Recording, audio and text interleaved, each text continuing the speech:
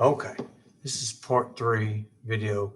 We're going to examine the relationship between the intersection with the x-axis and the multiplicity of zeros in polynomial functions while we're working up to this right in polynomial functions. So we want to examine the x-intercepts and the multiplicity of factors based on nature and intersection with the videos. We're going to look at Desmos for a few minutes. We're going to look at this function.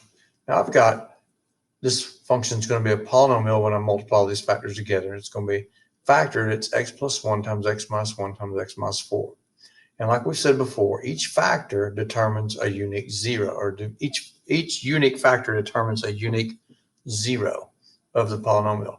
When they're real number zeros, then those produce x-intercepts. So if I plugged in the number -1 for x, I would get 0 times -2 times -5. That would all equal 0. So the factor that produces this x-intercept of -1 is x plus 1. If I plugged in x equals 1, I would also get 0 because here I would have 2 times 0 times -3. That would equal 0.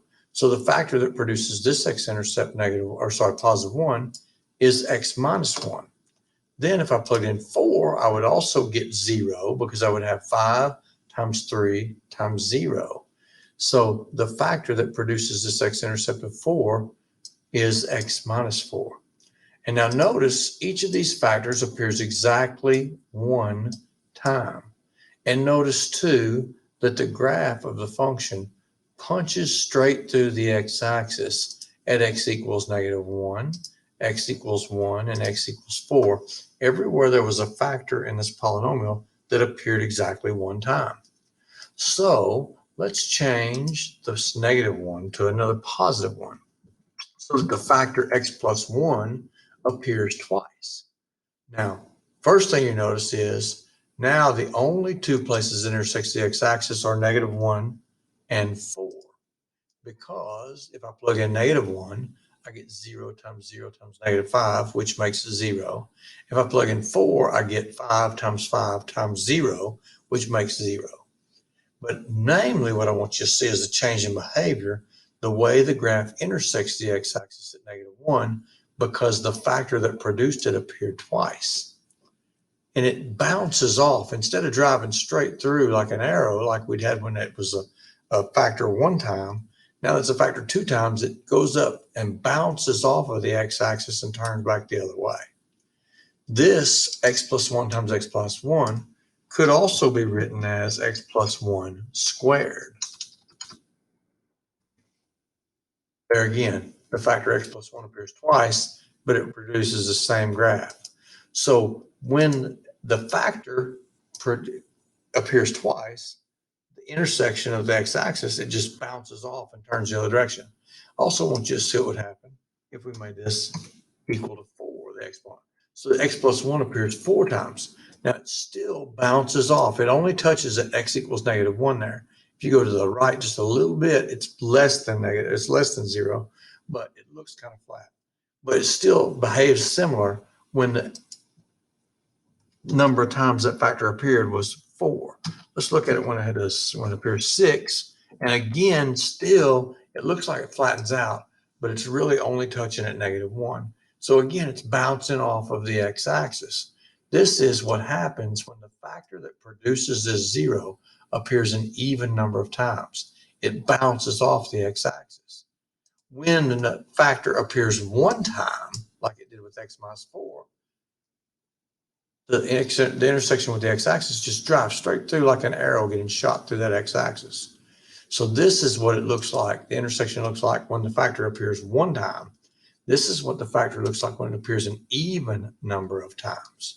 So what would happen? How would this change the intersection if we made this number 3? Now notice what happens. This time when the factor appeared 3 times, the 0 that it produced, the x-intercept it produced, the intersection, it came down and looked like it was going to bounce off. It started to turn like it was going to bounce off, but then changed its mind and went on through. If the number of times this factor appeared was 5, we would see something similar. Still looks like it wants to bounce off, then changes its mind and goes through. If we made it 7, it would still behave similarly. So what I want you to see, let's change this back to a 3. Oops. And then let's put x minus 1 back in there. Let's make that squared. So what I want you to see is that the graph acts like it's going to bounce off, but goes on through if the factor that produces this x-intercept appears an odd number of times greater than 1. For 3, 5, 7, it behaves similarly. When the factor that produces the x-intercept appears twice or an even number of times, that's what's going to make it bounce off. The factor x minus 1 produced the x-intercept x equals 1, and it appeared twice, therefore it bounces off. And when the factor that produces the x-intercept appears exactly 1 time, the graph just punches through at that 0, just like it was an arrow being shot through the x-axis. So what I want you to see is that anytime you have a polynomial function and you can see its x-intercepts and the behavior of the graph at those x-intercepts, let's say this one comes down, goes through, goes up like this, and then bounces. That's supposed to be bouncing off. Pretend like it just bounces off right there. Let's call this one A, this one B, and this one C. The first thing I want you to notice is that the end behavior, both left and right ends, are pointing up. So this tells me that this polynomial, if I'm going to call it f of x, has a leading coefficient that's positive, okay? And it's going to be even degree. So right now, we're just going to start with just the factors. And we know the factors, x minus a is a factor because if I plug in a, that would make that 0. And x minus b is a factor because if I plugged in b, it would make that 0. And x minus c is a factor because if I plugged in c, it would make that a factor. But now we have a third degree polynomial. Definitely it's not the same one as we have here. We need to look at the nature of the intersection at the roots, at the x-intercepts. So here we see that the graph comes down, acts like it's going to bounce off and turns. Remember, that tells me that this is going to be an odd number of times greater than 1. At B, it punches straight through like an arrow, which tells me the multiplicity, the number of times that factor is going to appear is equal to 1. And then at C, it bounces off. So that tells me it's going to be an even number. And I'm using the lowest possible number so that we get the lowest possible degree function. So if I was to sketch the graph of this function, this is what it would look like, where it would wiggle through, some people call it at A, it would go straight through at B, and it would intersect and bounce off at C. So we say that A is an x-intercept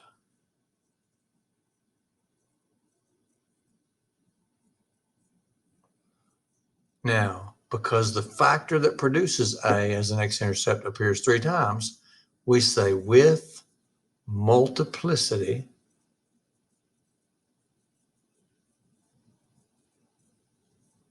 three. We say B is an x-intercept. Sometimes you'll see the word 0 or root used interchangeably with x-intercept. With multiplicity, I'm going to abbreviate multiplicity here. 1, because the factor that produced it appeared only 1 time in the polynomial. And we say C is an x-intercept with multiplicity. We're going to say 2 because it's the lowest possible one. It's an even multiplicity. The number of times the factor appeared is an even number. The number of times the factor for x equals a appeared was an odd number greater than 1. And the number of times that the factor x that produces b as a solution, or its x-intercept, appears 1 time because it drives straight through it. And that's what I need you to see about the nature and behavior of the factors and the multiplicity and how they intersect the x-axis.